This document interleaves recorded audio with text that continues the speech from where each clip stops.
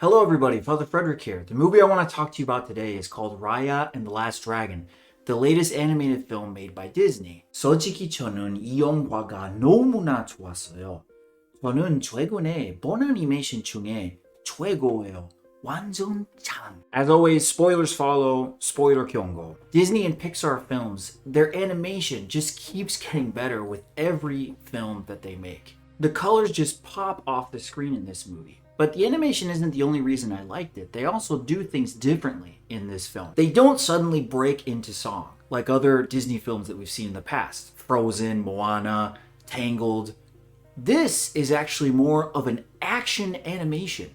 There's beautifully choreographed sword fights. It's exciting, it's exhilarating, and for that reason, I loved it.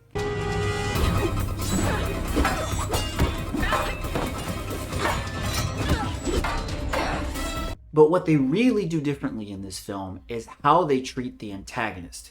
In storytelling, the antagonist is the main combatant or opposer of the main character of the film. The main character of this film is Raya, and her antagonist is Namaari, who in the first act of the film, she betrays Raya and then continuously opposes her throughout the film. As the story continues, it becomes apparent that the true bad guy, the true antagonist of this film is not Namaari, or any particular person for that matter. 그 악당은 바로 포신의 마음인데 영화 속 많은 인물들, 특히 주인공에게 해당돼요. So Raya is betrayed by Namaari at the beginning of the film, and that really hurts her. She decides to take on an attitude of life of not trusting anyone. She doesn't even let people give her food because she thinks that they will have poisoned the food. Yeah, thanks, but we got our own needs. This is delicious. By the way, not poison. She's always double checking. She's always making sure. She never trusts the intentions of people, and that begins to wear on her. At the beginning of the second act of this film, Raya meets Sisu, a magical, mythical dragon. And Sisu is the exact opposite of Raya. She trusts other people, and she is convinced that trusting other people is the only way to survive. You lie to get what you want, like the Talon Chief back there. Yeah, well, the world's broken. You can't trust anyone. Or maybe the world's broken because you don't trust anyone.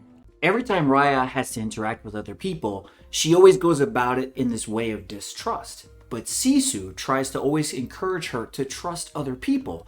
And the main way that she encourages her to do this is saying, why don't you give them a gift? Oh no! What? What is it? We forgot to bring a gift for the Tail Chief. I'm sorry, a gift? Yeah, a gift says, you can trust me. Can I trust you? These two warring attitudes of trust and distrust are represented symbolically in the film. Distrust is represented by these mythical creatures called the Droon. The Droon are these very powerful, maleficent beings. They look like fire. They consume people and turn them to stone, leaving the people turned to stone with this gesture. This gesture is a gesture of trust. It's a gesture of receiving a gift that someone's going to give me. And if I have my hands like this, I trust that what the person is going to give me is going to be good for me. The Droon destroy people and leave them empty-handed. The fact that these creatures look like fire is significant. Fire transforms things very quickly and destroys them. A person who's not trustworthy does the same thing. They want the quick route to success, and so they'll lie, they'll steal, they'll cheat, and leave people empty-handed to get their goals quickly. Trust, on the other hand, in this movie is symbolized by water.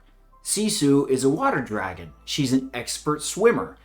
Later on, she actually gets the ability to make it rain whenever she wants. Water, unlike fire, transforms things very slowly. Water erodes rock after running over it for a long time. Also, water makes things grow. And that process is always going to be slow. 그렇지만 다른 사람들을 신뢰할 때 신뢰의 물은 이 관계가 자라게 해요. So this movie asks a really important question. Should I keep trusting someone that has betrayed me in the past, that has hurt me in the past? Is it even worth trusting someone? Towards the end of the film, there's a very powerful scene. Namari, Raya, and Sisu end up meeting in a garden. Sisu has an attitude of complete trust. She wants to give Namari another chance. She lets Namari come close. Sisu tells Namari that she trusts her, but even so, Namari still tries to capture them and ends up shooting Sisu with a crossbow. Sisu had an attitude of so much trust that she was willing to take the risk of having Namari once again betray. The similarities of this scene with the biblical story of Jesus in the Garden of Gethsemane being betrayed by Judas was striking to me. Jesus lets Judas come close. Jesus trusts Judas. He gives him a chance, even though he knows that he's most probably going to betray him. He lets himself be betrayed. Because of that, he's able to sacrifice himself on the cross, saving all of mankind. Sisu ends up being shot. She dies, but the power of her self-sacrifice is what unlocks the magic that ends up destroying the Drune. And all the characters have to understand and realize that they too must trust other people, even to the point of self-sacrifice. We can still put it together. It can still work. Sisu's gone, Raya. We don't have her magic. It's not about her magic. It's about trust. What? I mean, that's why it worked. That's why we can do it too. By doing the one thing Sisu wanted us to do, to finally trust each other and fix this. It was really refreshing to see a movie about trust and forgiveness, where the key to success was not going after an enemy and destroying the antagonist, but the key to success was actually trusting everyone. 과거에 잘못한 사람들을 용서하고 또 한 번의 기회를 주면서 가지요. 언제나 용서하기. 그거야말로 참신한 메시지죠. Thank you so much for watching my video.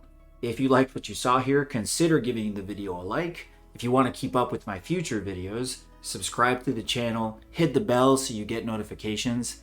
Thank you so much to everyone who's watched my videos and liked them. 다들 사랑해요. I will see you next time.